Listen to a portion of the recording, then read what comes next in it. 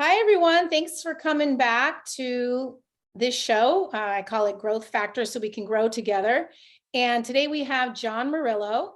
If you saw part 2, he gave a brief description of what happened to him because he was in the hospital and intubated. This was 2017. He had a near-death experience. So we're probably going to have a part 3 where we have a lot more detail, but I'd like, John, if you could tell us how you got into the hospital and tell us about your near-death experience. And thank you for being here.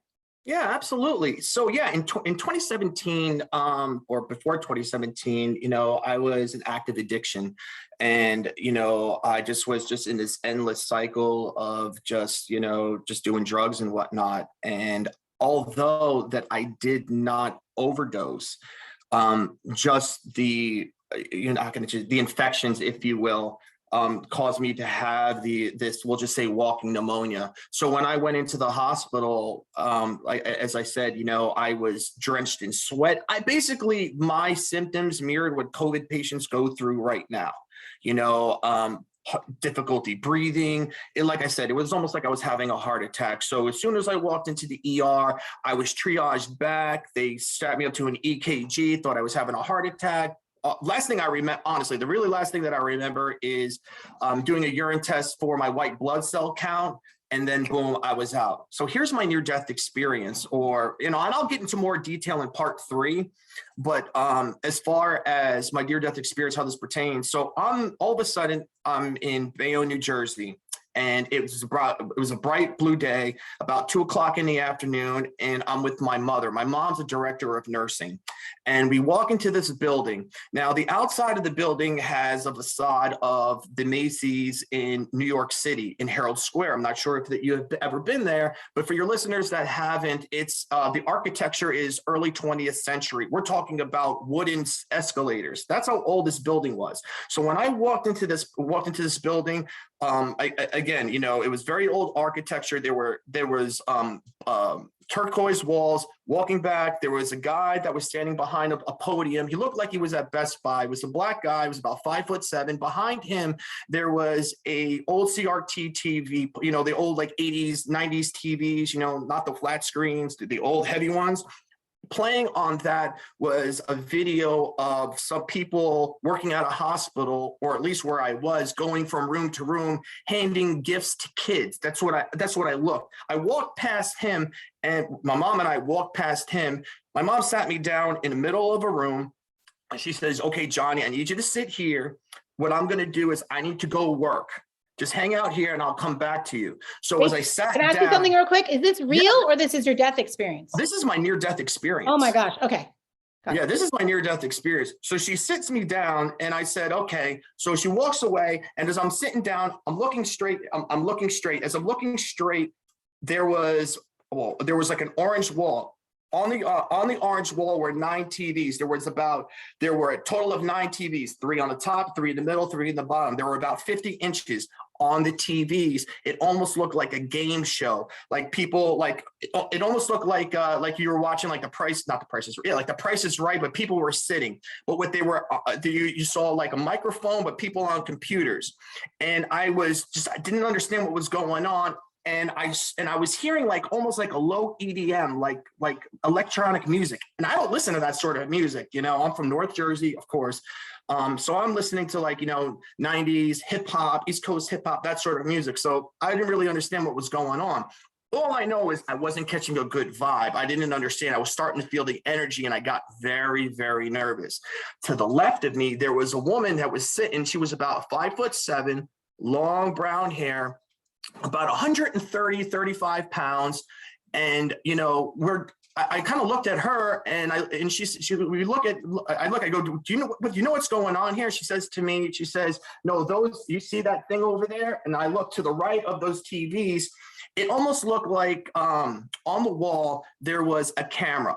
Now, this camera had the identity, I want to say, if any of your listeners has ever seen the movie Short Circuit, Johnny Five, in 1985, when Nintendo came out, with the deluxe edition, there was a robot, like a ROB. It was like a Rob robot. Anyway, it had this face, or if you ever seen Rocky, I want to say Rocky 3, where the robot delivers a cake to the character Paulie at his birthday or whatnot. Anyway, it had this sort of face, and it had almost like it had like a pointing thing that was going back and forth, and another like an antenna, almost looked like a router antenna. They were just going back and forth. And she says to me, she goes, we can't move because that thing is watching us to make sure that we stay here. If we try to get up and leave, we'll be shot. So I started bugging out. Yeah, I know, it was really weird. And I said, well, what's going on those TVs? They're hackers. They're trying to get in here and they're trying to, disrupt this, this robot thing. So all of a sudden, my anxiety went from a 5 to like a 13. I mean, I was just like, it's time to go. Like, I was like, okay, all right, I got to get out of here. Now, as I'm with the way that I came in through this hall, I kept on seeing this bright light, like over the corner. But my mother, who was, I want to say she was at, it was an open floor plan. I could see that this place that I was in was definitely bigger than where I was at, but I couldn't get up. But I saw she was at this station, almost like a service station when you're at a restaurant or whatnot. I called her over and I'm like, look, Mom, I want to get out of here. I don't want to be here. I want to leave. So she says to me, she says, okay, Johnny, if you want to leave, that's okay, but I'll be very disappointed. She gets up, turns around, and walks away. And I'm like, oh, she got me. I felt this guilt, like I was this guilt and this like disappointment just like overpowered me. And I'm like, oh man, that Italian, mother guilt. I'm like, yeah, she got me. So she walks away and I'm like, okay. I call her back over. I'm like, look, Mom, I'll stay, but you got to get me out of here. I don't want to be here. Put me in the hall, put me somewhere. I don't want to be here. She goes, I don't understand. Why? And I'm like, you see that thing over there in the corner, that robot? She's like, what robot? What thing? I go, that camera over there. She says, yeah. She says, that thing's looking at us. I got to get out of here. I wanted to leave. So she just kind of looked at me like I'm some stunad, like, something's wrong with me. The girl to my left that I was telling you about, that was about 5'7", 135 pounds, she interjected and she says, no, your son is right. Something's going on with that thing over there. And she says, okay. So she comes over to me. She's a nurse. She put her hand on my head, on the back of my head. She goes, oh my God, Johnny, you're burning up. Your blood pressure is through the roof. We'll move you, but we need to get you to calm down first. What I'm going to do is I'm going to get you a cold compress. We'll come back, we'll get you something to drink, and then we'll move you. I said, okay, fine. My anxiety went from a 13 to, I was saying 8, but I was fixated on this damn robot. Anyway, she came back, had this cold compress, put it on my head. I can literally feel the water trickling down my cheek. Now, you have to understand where I was at this time in my near-death experience was as real as where you are right now. I mean, as we are in the here and now, that's as real as where I was. You have to understand, I've done meditating, I've done astral projections, I've done that, this was not that. Like, I've had higher consciousness experiences. This was not that wherever I was. Anyway, I take some of the water from the compress, I put it in my mouth, get something to drink, whatnot. I feel better. My mother comes back, gives me another round of the cold compress. She goes, okay, we can move you. She moves me into this hall. And as I'm sitting on this hall and I'm talking to this guy on this podium, this black guy, 5'7", 5'8", looked like he worked at Best Buy, blue shirt, khaki pants, brown belt. And I'm looking at this TV that's behind him, again, giving toys to churches, giving toys to, look like they were giving toys to kids or whatnot in the room. I'm like, what is this place? He said, I forget the guy's name. He goes, it's Mr. So-and-so. He owns this hospital. And I'm like, well, what is it? I don't understand. He says he did so much. It was a black man that owned the hospital that did so good for the community that this hospital wanted to keep his myth alive, that he's always given to kids. He's always given to the hospital. It was almost like, the best way I can describe it is if he had a, like it was almost like a Santa Claus myth. You know what I mean? Like he was like, he was almost like a Santa Claus type of deal. And I said, oh, that's cool. He says, yeah. Now above him, like I said, there was, in this hallway was turquoise. Above that, there was almost like this caricatures that was just like a ticker, like a caricature ticker. And this caricatures had it was like almost illustrated like Mr. Moneybags from the Monopoly Man, community chest and chance cards. And it was scenes of this guy giving to the community and whatnot. And he was like, oh yeah, if you say something, he can hear you. So if you need something, just ask for it, you'll be able to get it. And I'm like, yeah, okay, type of deal, right? And this other black guy that was sitting next to me, he was an older man, about 70 years old, 75. He also was non-ambulatory. He couldn't walk either. He's like, no, this guy knows what he's talking about. I'm not joking. This is real. And I'm like, yeah, okay. So I'm thinking to myself, I still can't walk. I'm unable to walk and whatnot, but I know that I'm going to be able to walk eventually, whatnot. I just need help right now. And I'm thinking, I was dating someone at the time. I'm like, you know what? I can really use a cane because I'll be able to get up and I'll be able to walk. He goes, oh, you never know.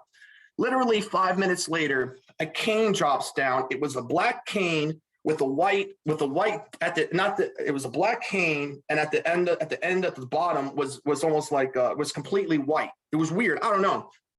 But he goes, oh, someone must have heard, so-and-so heard you. So-and-so heard somebody. They asked for something. You might as well get it. And I remember thinking, this guy was busting my chops because I'm thinking, you know what? This guy to my right needs it more than I do. I remember thinking that. I remember having a conscious thought saying, this guy is 70 years old, in worse shape than I am, or not to say worse shape, but, I'm younger. This guy is going to need it more than I do. Give it to him. Even though that I never said it, this is what I was feeling. And I'm saying this again, I'm seeing this bright white light through this door. And all of a sudden I get up. I'm able to get up. And for whatever reason, I'm compelled just to walk through the door. And as I'm walking through the door, I open up the door and I take a step or two outside, and I'm thinking I'm going to be in Bayonne where I grew up, I take a step or two outside, and all of a sudden I look down and I look up and it's completely white. I turn around, I'm like, oh no. I go turn around to go in to get back into where I was, and the door was gone. And it's when I turned around, now what I'm about to tell you happened all at once.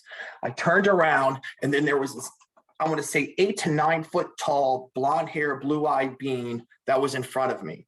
Now I'm 6 foot tall. So when I'm looking at this guy, I'm looking at him like this. Now exactly, just like that. Very striking. Guy looked like he belonged on the cover of Vogue. He was jacked, very muscular, very toned, blonde hair, striking features. And he had a very tight blue suit on with almost looked like a white Saturn symbol on his right lapel, but right here. Now, as I turned, if you ever have like preheated your oven to like 400 or 500 degrees, and when it's done, you open it up and you get hit with that heat.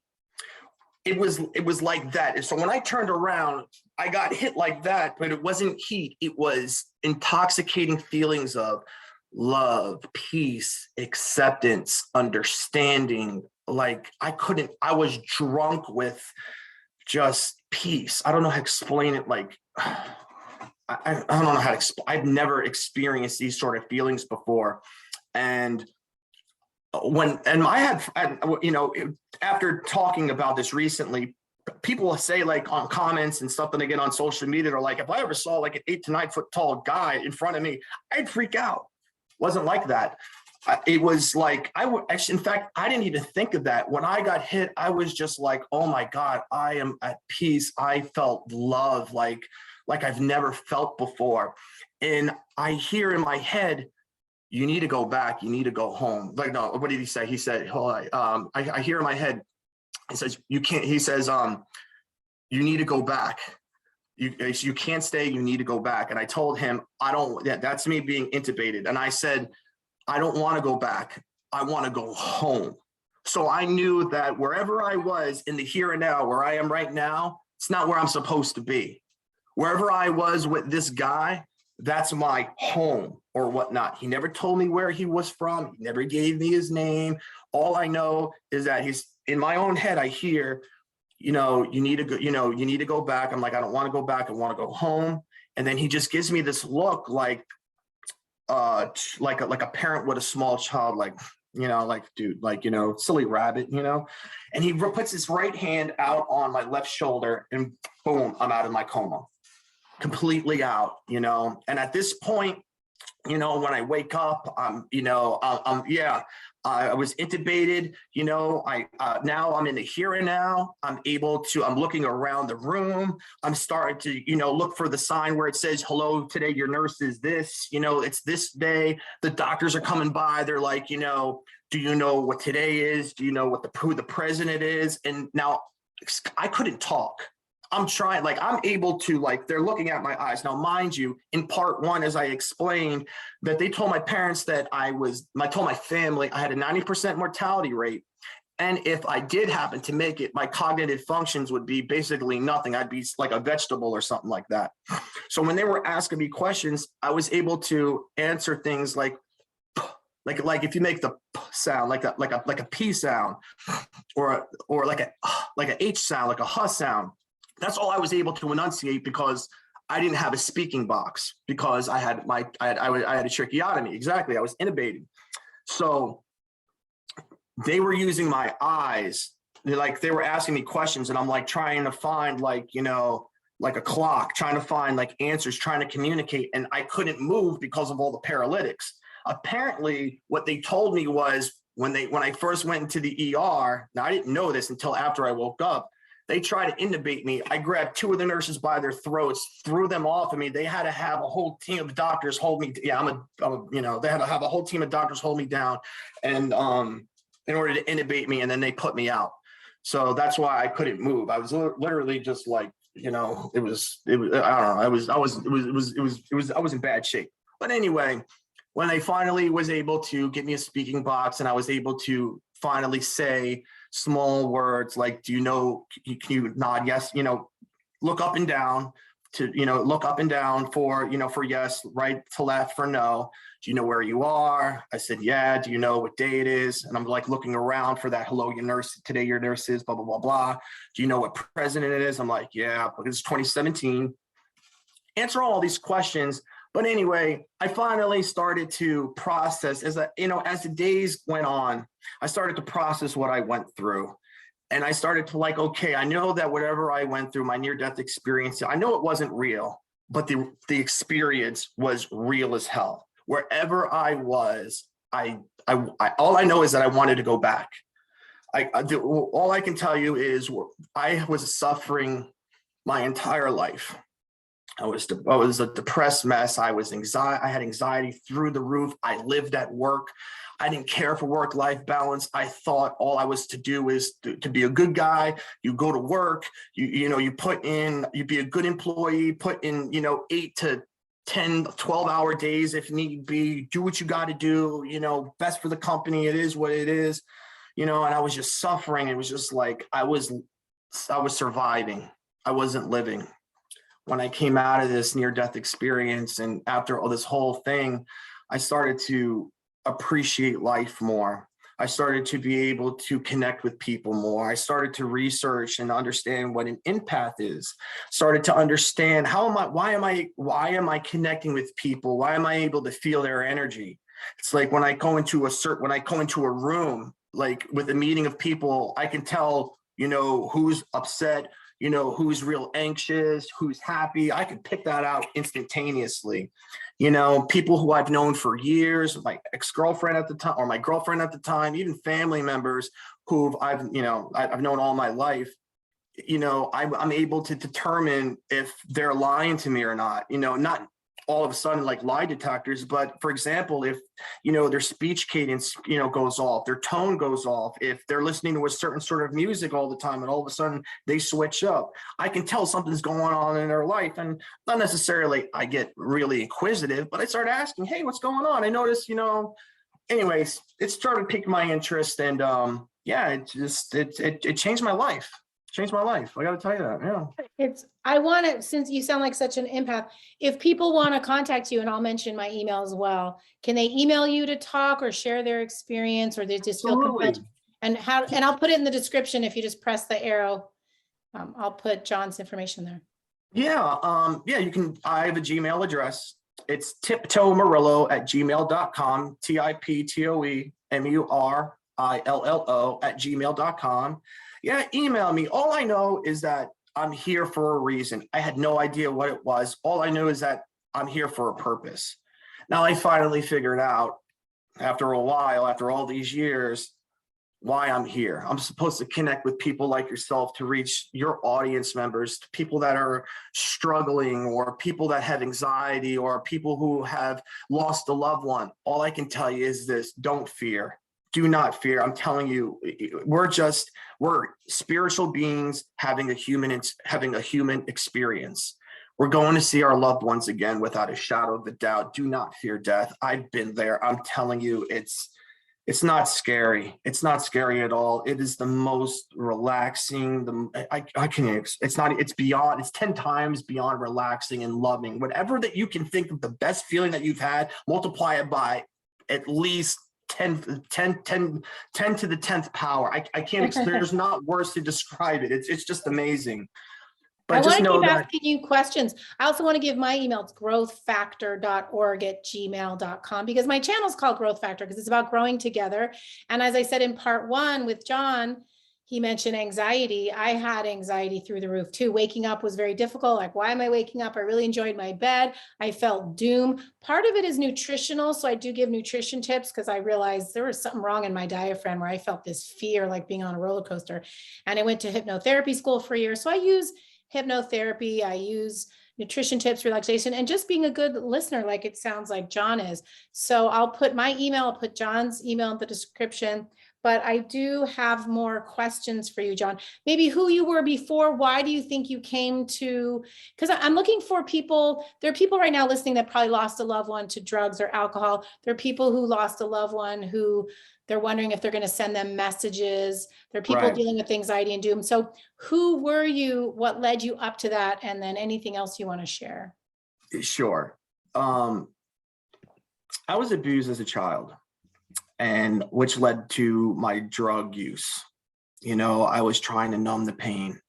I was a high functioning addict. I hid it very, very well. Very, very well. No one knew what I was going through, but I was living every single day. I was the sad clown, as Tony Soprano explains it. I will make you laugh. I will make you cry. Good cry. I'll make you feel like $1 million. I'll make you think that I am okay when I'm real. Like Tupac said, I'm dying inside, but outside I'm looking fearless. That was me. I was able to talk to I was the extrovert. I was the poster boy of an extrovert. That's who I was before before 2017.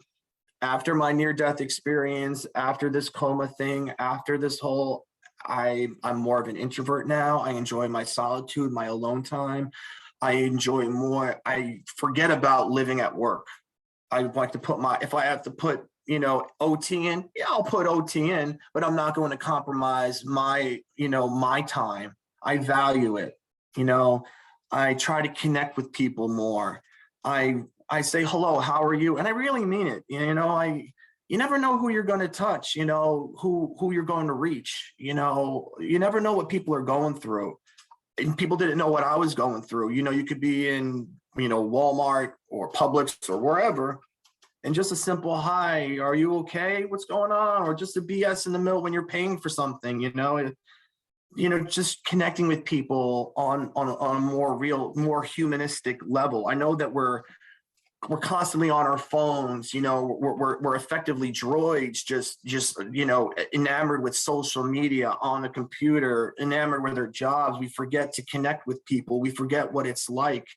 And that's why I'm here. Now I'm trying to connect with people. I'm trying to help people I'm trying to let people know that the other side, it's a great place. We're all going to be there. Anyone who's struggling with something, don't give up the fight. I know that people say sometimes you have to live day by day. Sometimes you just have to take it moment by moment. And that's okay. As long as when you get knocked down, it's not about how many times you get knocked down. It's about how many times that you get up. It's not about the size of the dog in the fight. It's about the size of the fight in the dog. You got to be able to get up. You have to be able to want it. Think it or know it, And if the more that you push, the more that you strive to help people, the more that you strive to connect, the better that you'll feel as a person. And that's what helped me out by helping other people, with their anxiety, with their stress, with their loss of their loved ones, with questions about the other side or whatnot. I'm not saying I'm a contactee. I'm not saying that I'm a psychic. I'm not yet. I have a little bit of empathic abilities, but that's about it. But all I can tell you is what I experience, and I can tell you, the feelings that I experienced, and you just need to apply it to your own life. Don't believe me. Go to DuckDuckGo and look it up. Do your own homework. Stop listening to what the news says or what the radio says. People forget. You need to look. You forget your own intuitive, your gut instinct. Go with that. If you feel something isn't right, it's probably not right. If you feel something's good, go with your instinct. It probably is, and just follow your heart. That's what I can say. You had mentioned that you have a lot more details. Do you think we should do a part 3? Is there a lot more to your near-death experience? Yeah, it's probably the whole story in intricate detail is probably it's a long story. It's a really in-depth story. I gave you the short, like in Spaceballs, the short version. That's what you got. Yeah, it's a very long. I've got intricate details that I can share. But yeah, it was definitely a crazy experience. But yeah, I'll be more than happy to come back for part 3 to share that. Yeah, that minute detail with you. Absolutely. Because I think there are a lot of people. When you started going to the TVs and the robot and all that, it was very hard for my brain to comprehend, because I think what you did, you shared with us parts that most people don't share. I have heard people share stuff like that, but it's so unusual. It's so unique that people don't want to sound strange, and they know people can't connect to it. So I really appreciate that you're open and honest and willing to share, because you have nothing to lose, but it is hard for the human brain to connect. I will tell you that. This is what I will share with you. As I said, I am a recovering addict. I've had my share of experiences with drugs. So when I was going through this near-death experience, I knew that wherever I was, I knew I wasn't in the here and now. I knew that. So I had the conscious thought, I need to remember this. Whatever this going on, I need to remember this. And I started to, I'm going to remember this detail. I'm going to remember that. I tried to pick up on certain things that happened. I try to get an emotional connection to it. So and to be quite honest with you, I don't care if you believe me or not. I'm just explaining what I went through. And I did have those feelings where no one's going to believe me. My own mother didn't believe me. My own mother straight up says, Johnny, it's all in your head. You're stunad, don't worry about it. It wasn't until it wasn't until years later, and through many, many instances or years of PTSD, where I finally, connected with somebody and sent her my story, sent her that photo, and was like, this is it. What is this sort of like that? She's like, yes, you did have a legitimate contact experience. You did have, this is what this person was or what this person represented. This is what the symbol is. This is what the symbol is indicative of. Please share. You need to get this message out of there. I have nothing to lose. All I'm telling you is this: whether you want to believe it's Christ, an angel, an ET, it doesn't matter. All it matters is this person represented love. This person represented something good, something pure, something. I can't explain it. Like, if there's a word that's stronger than love, this is it. This is what this entity represented. And I need to bring that to the masses. I need to bring that to you. And if I am the vehicle, if I am the conduit, fine, so be it. I don't care. I really don't care. I mean, it is what it is. All I know is that I'm going to connect with somebody. I'm going to connect, even if it's just one person, who's struggling. He says, I know what you're talking about. I went through that. I've seen something like that, or I've experienced something like that. And maybe it's that person who may want to gives them the strength to share their experience, who will then in turn inspire somebody else. And so the chain goes on, like Tupac said, I may not be the person that changed the world, but I guarantee I will spark the brain for the person who does. And I take that lesson into this experience right here. I may not be the person that's going to be the kumbaya for everybody, but I guarantee that I will connect with somebody who will be that driving force to set that chain reaction off. Thank you. And thank you for offering to help. Thank you for giving your email, because I know there are going to be people that just want to talk to you and find comfort, because either they've had loss, or they've got anxiety and doom, or they have a strange near-death experience that they don't normally share, because it's hard for the human mind to grasp. So thank you so much. Again, click subscribe and click the bell so you can be notified with more wonderful people like John, who have so much empathy for us humans who are, we're all struggling with something. We know that this life, we don't get away easy. So thank you, John, for telling us your story. And click down for part 3, or look for it in my show. It's called Growth Factor. Just type in Growth Factor and type in John, Jon, and you should find his part 3. Thank you so much for being here, John, and for being such a great person to us. I'll take any time.